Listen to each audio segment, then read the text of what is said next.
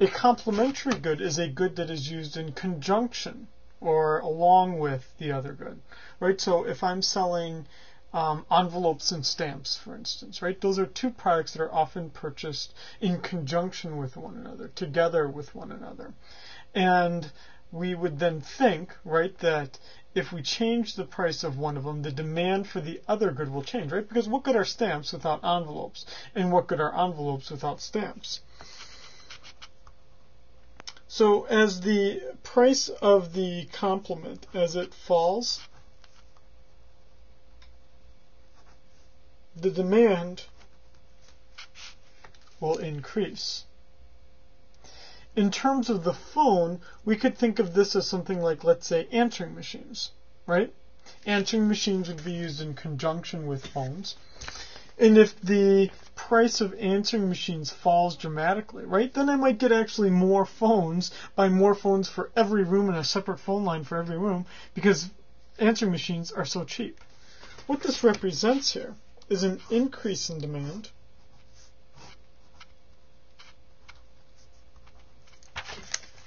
and what we would see here is that the demand curve is going to be shifting outward. This is an increase in demand, this is a decrease in demand, this is a movement along the demand curve.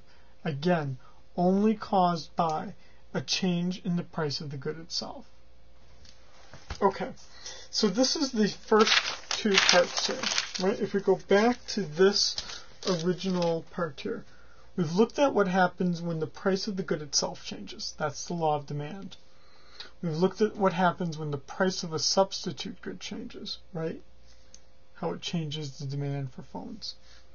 We've looked at the price of a complementary good, how that affects a phone. Now we want to look at income, right? That there are going to be here two distinguishing things. A good can then either be a normal good or an inferior good. When a good is a normal good, as most goods are, a normal good would be, again, the majority of products, it doesn't serve a status symbol. It's not a good that you purchase just because you're poor or rich. So let's say like lamps, right? Lamps are a normal good. That would mean that as my income increases, right, my demand will increase. Or this could be phones, right? As my income increases, my demand for phone increases. Right? I buy more phones just because I'm so rich. How would we see that? Well, in this case, we would see that with an increase in the demand curve, a shifting out of the demand curve.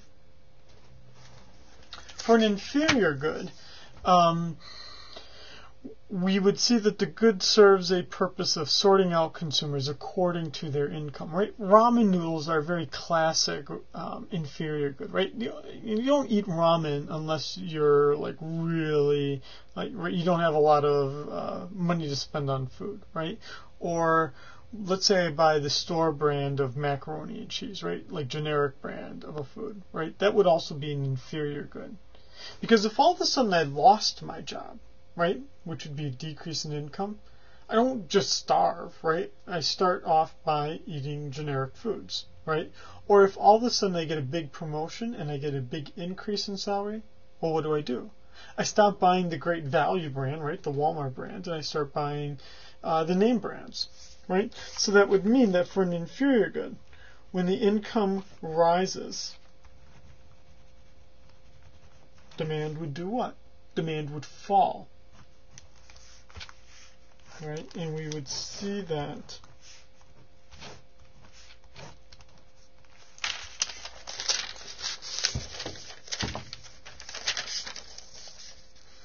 with the following picture, right? With the demand curve decreasing. Okay, so now we've looked at the price of the good itself, the price of related goods, both whether they are substitutes or complements. We've looked at income, whether it's a normal good or an inferior good. Preferences. Preferences is really easy. right? Preferences are just represented by, right? Is there something inherent in the product that I, desire it?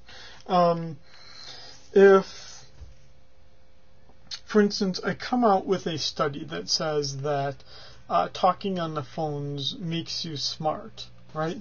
Then there would be increased preferences for that product because, right, people want to be smart, presumably.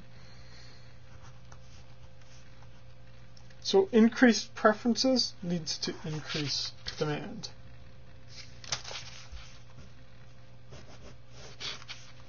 Which is the same as the demand curve shifting outward. Decreased preferences would be exact opposite with the demand curve shifting inward. When would demand curve shift inwards? Right? For cell phones, right, if I came out with a study that said they showed cancer, well then there would certainly be a decrease, right? Red meat, right, if I showed that it's going to increase your risk of heart attack, then your preferences for that product are going to decrease. Okay, so now we've looked at the price of the good itself, the price of related goods, income, and preferences. So then the final two then would be number of buyers, right? That's an easy one. If the number of buyers increases, then demand increases. So increased number of buyers. That would happen if you had like immigration or a dramatic increase in the birth rate.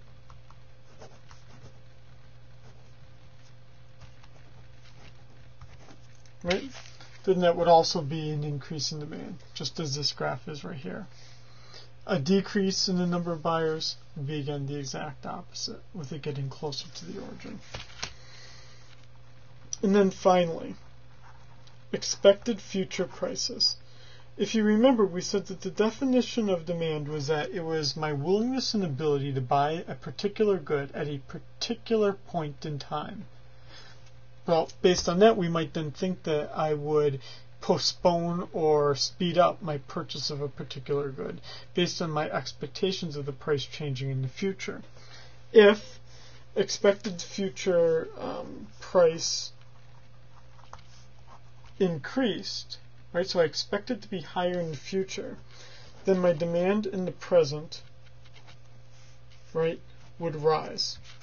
Right? I would want to buy more of the good right now if I expected the future price to be higher. And then the exact opposite. If I expected the future price to fall, well then I would wait, I would hold off on my purchase, meaning that my demand in the present would fall. Okay, so that concludes this first part of lecture number 3, dealing with demand. Then we'll, in the second part, deal with supply. And in the third part, I'll deal with equilibrium. Okay, so I'm going to stop the recording right here, and then we'll pick it up with supply in the next video.